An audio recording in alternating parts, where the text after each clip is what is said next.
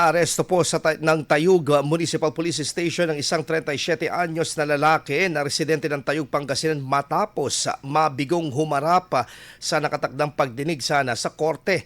Isinagawa ang pag-aresto sa suspect sa bisa ng Bench Warrant of Arrest or WOA. At dahil sa kasong paglabag sa RA 9165 o Comprehensive Dangerous Drugs Act at RA 10591 or Comprehensive Firearms and Ammunition Regulations Act, nakatalaga or ang halagang 10,000 pesos bilang piyansa sa bawat kasong kinakaharap nito. Ayon sa Tayug MPS, ang suspect ay kilalang buy and